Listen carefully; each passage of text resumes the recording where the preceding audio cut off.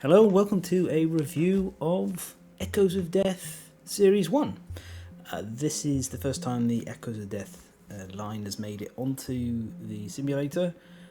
Echoes of Death 1 covers reimaginings, in-universe reimaginings of some of the generic line. Specifically the mage, the thief, if I remember correctly, the fighter, and the necromancer. So this costs $10 plus tax on the store. I've also reviewed this a number of years ago in written form, so it's kind of nice to come back to this. But before we do any more, let's get to opening this box and having a look what's inside.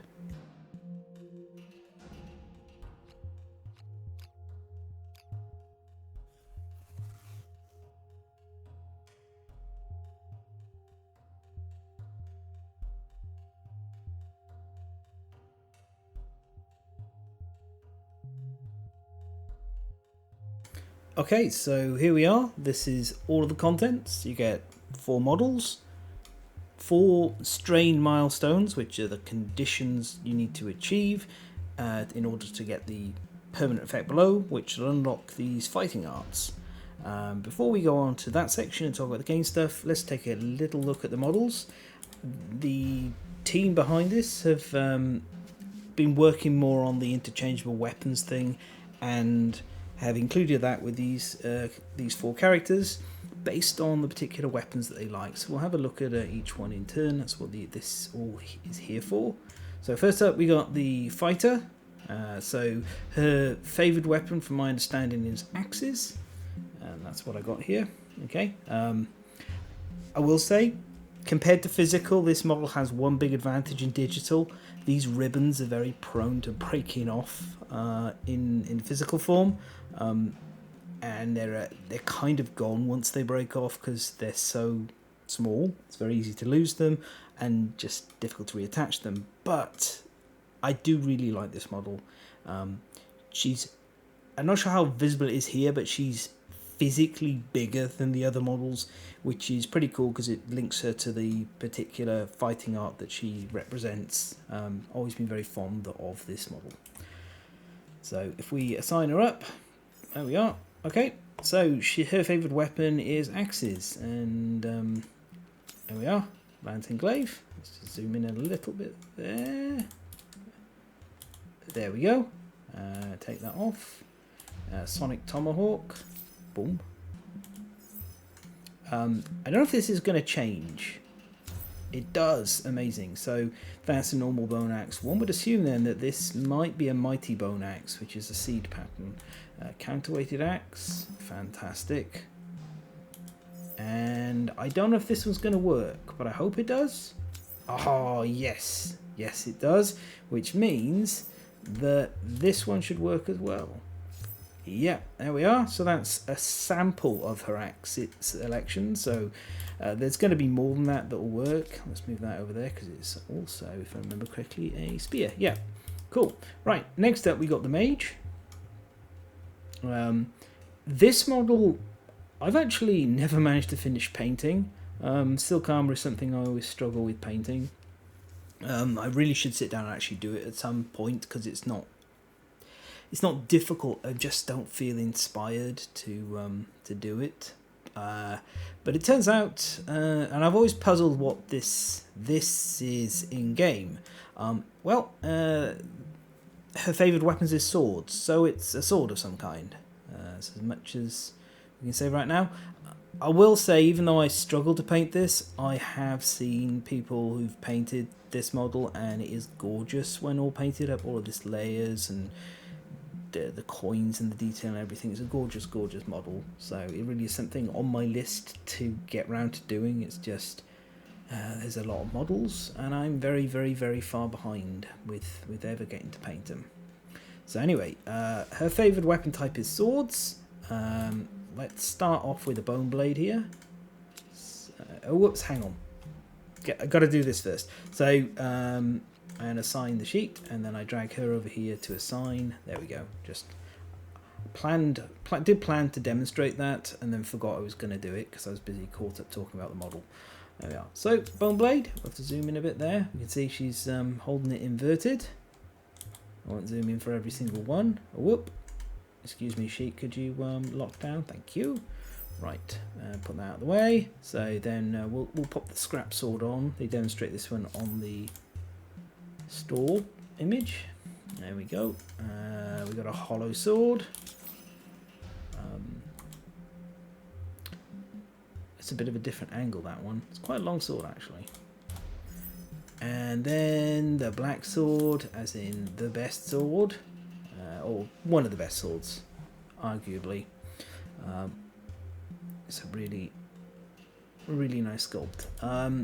Okay, so there we are. That's the mage and her favoured weapon type. Now we remember to actually unassign. Next up we have the necromancer. This is another model that physically you gotta be a little careful with. This spear is quite vulnerable to breaking, and you end up having to repin it if it does happen. It's another model I haven't fully gotten on with. I have painted it. I do need to go back and paint her again at some point, like do a new rendition of it. I can't remember why I struggled so much previously, but she has a bone spear to start with, so we won't be demonstrating that. We'll kick off with the Stampede Glaive, which should work. Yes, there we go. Lovely. And a quick jump onto the Lance of Longinus. I'm interested to see if this one works. I haven't tried it before, and the reason I'm interested is we haven't had a physical sculpt of this. No, there's no scrap bone spear. You continue to disappoint in every way, shape and form. Sticking true to form. And then finally we have the Finger of God. There we are. Cool. Right, so that's that. And last of all, my personal favourite of these four, it's the tea leaf, the thief. So she has a pair of bone daggers. This has always perplexed me. Very often you'll find Kingdom Death models dual wielding daggers, but they're not a paired weapon, which has always been a bit kind of strange. I wish they'd just get paired, to be honest. It's not like they would be much better with paired or not, but anyway, I'm a big fan of this model. I love the bag of lanterns over here and the little like hollowed stone face, because she's compulsively stealing everything. Right, so daggers. I think it's going to be one dagger changing on these. Yup, there we are. The other one stays. Try the scrap dagger. There we go. Let's just click in on that. I do like the design of the scrap daggers. It's very nice. Bone dagger should be as... Oh, no, it's different. Okay, so these are bigger bone daggers of some kind, and then that's your traditional bone dagger there. So maybe... I've already corrected myself here. It seems like whatever she's dual wielding here is not bone daggers, but I do have bright eyes on my desk, and she is holding dual bone daggers, so it is something that happens. You can hear me putting her down. Acid tooth daggers, classic favourite of mine. Love using those. Really good, fantastic with perfect hitting range increases and cyclone scale armour. Lovely weapon. And then we got the Gusk knife, which there we go. Kind of very flimsily holding it there. I think maybe she should be gripping it a bit nearer the hilt, but you know, you do you. And as you can see, it doesn't do dual wielding, but if you take this one off, it does this one. So maybe there's a way to get the model to hold both paired, but I haven't managed to discover it. So we do have the functionality, but whenever I put them on, as you can see, it just kind of doesn't run them paired, and I haven't found a way to change that, so maybe it's something to get fixed in the future. But anyway, that is the models. These are all like favorites of mine. They do pop up on the table for play quite a bit, apart from the mage. As I said, I've not finished her. I really should. But yeah, on the physical front, these are great. They look good. And this additional weapon switching is the kind of thing I think is fantastic for digital. Yeah, it's like ideal. It's perfect. This is magnetized weapons without having to deal with all the fuss of magnetizing them and the fact that not all weapons can be magnetized well. Instead, it just works. So we'll get onto the game content. Essentially, the way that the strain systems work, in case you're not familiar with it, is when you start a campaign for the first time with these strains, you'll have them here and they act like milestones. And the top bit tells you what you need to do. For example here, on this one, when a survivor with prey or secretive disorder has 15 plus insanity. I should line these two in the wrong spot. Let's have them next to the... There we are. They're actually with the things. Anyway, I got distracted then by having not put them in the right order. Anyway, so a survivor with prey or secretive disorder has 15 plus insanity, and then at the bottom you'll get this permanent effect. So there's a bit of text talking about it, and you will permanently add this card here to your fighting art deck. So these don't start in your deck, they will join a bit later. On top of that, the first time you unlock it, there's an additional permanent change. In this case, it's -1 strength and -1 evasion for lack of sleep.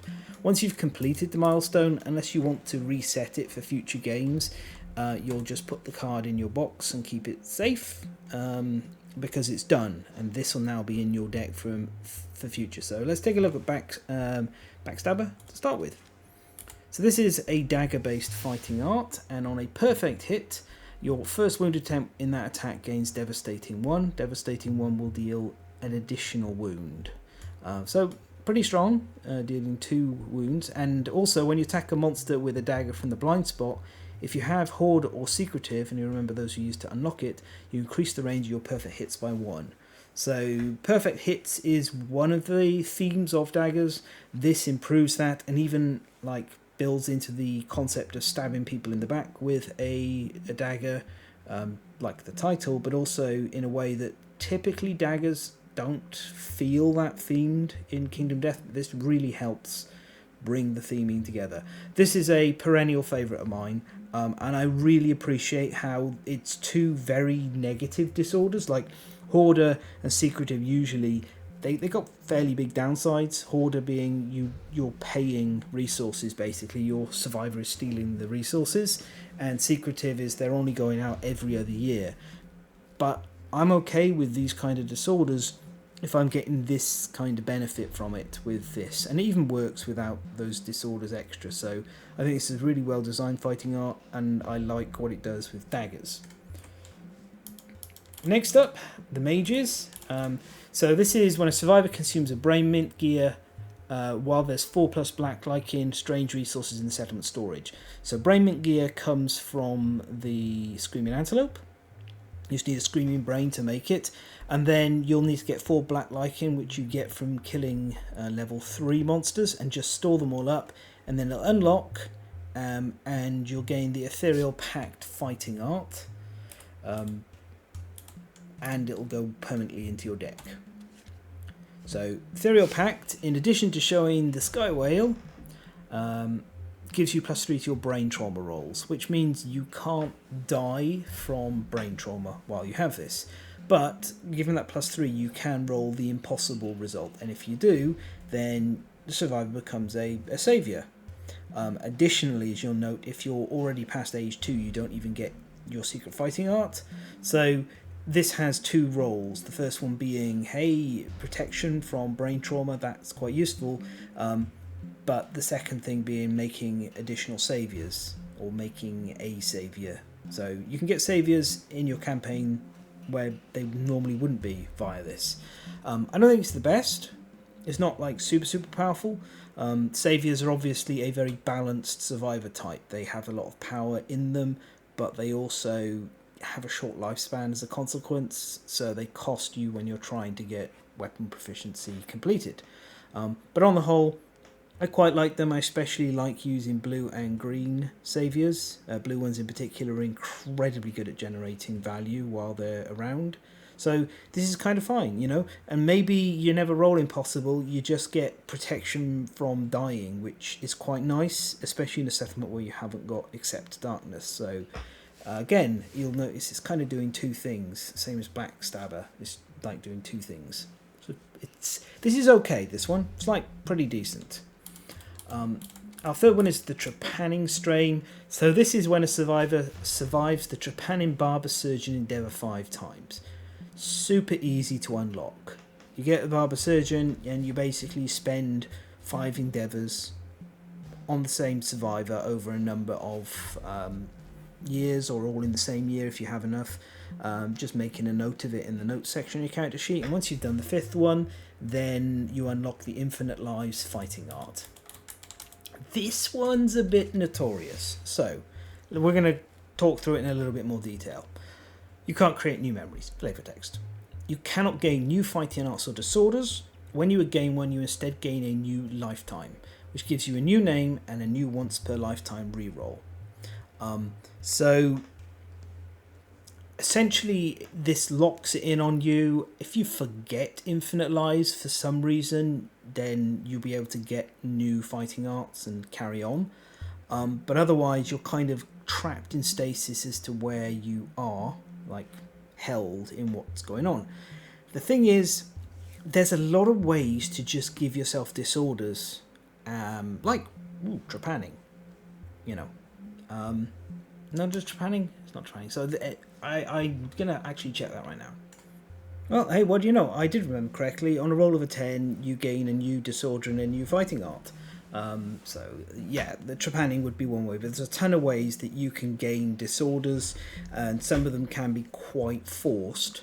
So, essentially, you have this situation where you kind of got a ton of rerolls on tap for a particular character, and there are crazy things you can do with that. Now, if you're just going to play this kind of honestly, it's perfectly fine.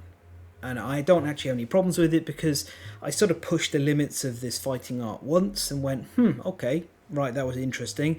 And then I haven't bothered doing it again since, because I don't find it super engaging to break the game through the same methods over and over.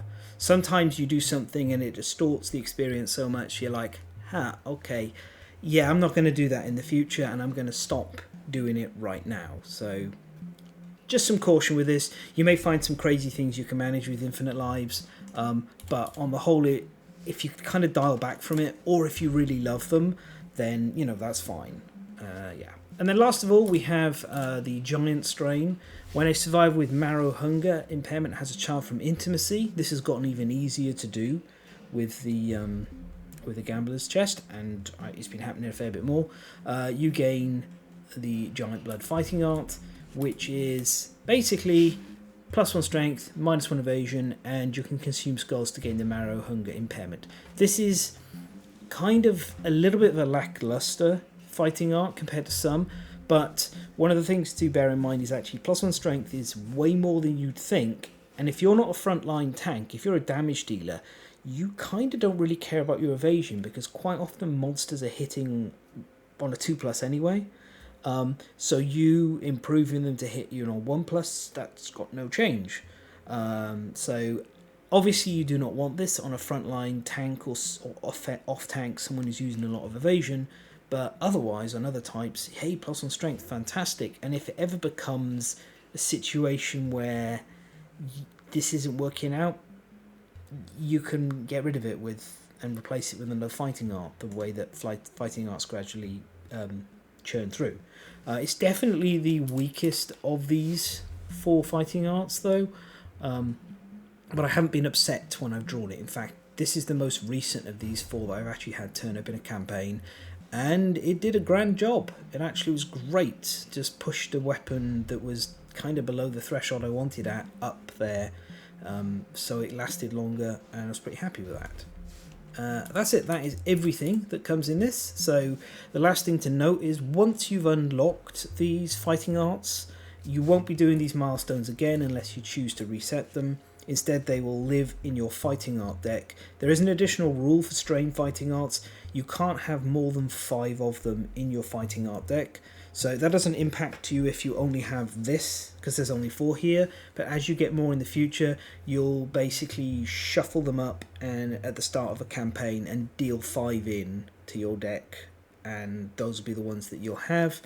for the duration. So they tend to be more powerful than normal fighting arts, but less powerful than secret fighting arts.